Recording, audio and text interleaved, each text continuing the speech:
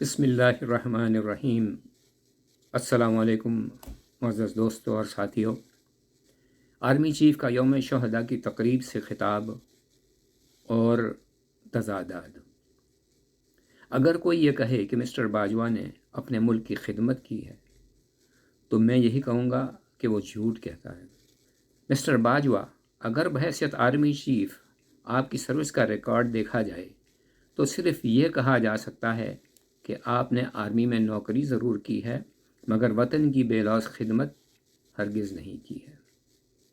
नौकरी भी ऐसी जो तज़ादात से भरपूर है, ज़ाती अगराज से मामूर है, सियासी मामलात में छेड़खानी से मातूब है। वतन की खिदमत तो वो जवान करते हैं जो कम तनख्वाहों पर सरहदों पे अपनी जानें कुर्बान कर देते हैं। उनको सलाम, उनके घर वालों को सलाम। मिस्टर बाजवा, ज़रा अपने गिरेबान में झांक कर तो देखें, इस आर्मी की नौकरी से आपने कितना पैसा इकट्ठा किया है। DHA को अपनी जागीर समझकर अपने फैमिली मेम्बरान को कितने प्लॉट्स अलाट करवाए हैं, बैरून मुल्क कितनी जायदादें बनाई हैं और बेल्जियम में क्या कुछ आपने ख़रीदा है। मिस्टर बाजवा, वतन के बेलौस खादिम तो आप तब होते जब रिटायरमेंट पर आपके पास एक टूटा फूटा आम सा मकान होता, मगर आपके और आपकी फैमिली के अकाउंट में बहुत सारा पैसा न होता, जब आपकी बेगम, बहू और बेटियों को आपके ओहदे से मुनाफाखोरी न हुई होती। अगर आपको अपने वतन से सच्ची मोहब्बत होती तो रिटायरमेंट के बाद इस मुल्क से बाहर अपने रहने के ठिकाने को न बनाते, बल्कि इस मुल्क में रहते हुए किसी तामीरी काम के लिए अपने आप को वक्फ कर देते। मगर आपने तो बैरून मुल्क जायदादें खरीद रखी हैं।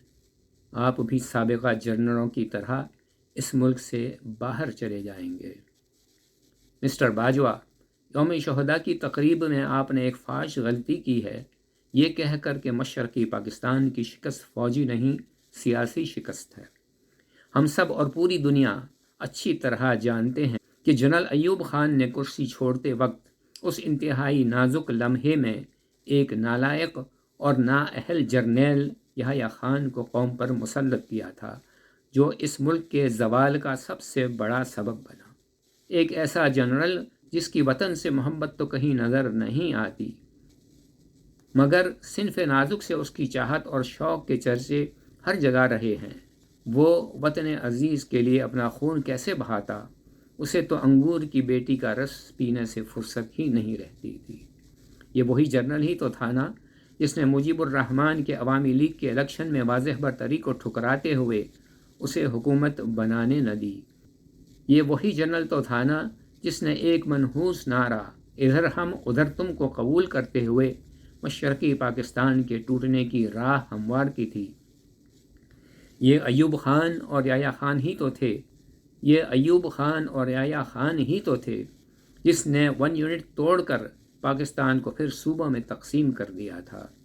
पाकिस्तान की सियासत में फ़ौजी मुदाखलत तो रोज़ अव्वल से ही चली आ रही है।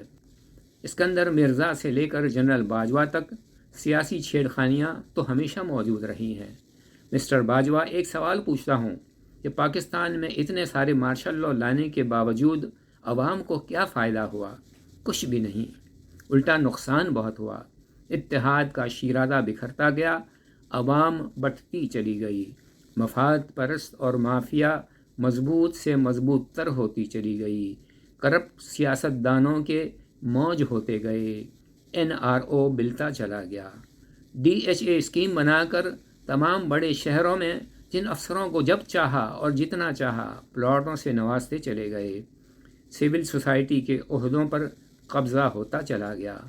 फिर भी तुम ये हीला करते हो कि सकूत ढाका फ़ौजी नहीं सियासी नाकामी है, तो फिर मुझे ये कहने में कोई शर्म नहीं कि ये झूठ है और सरासर झूठ है। वतन अज़ीज़ के शुहदा को तो पूरी कौम सलाम पेश करती है।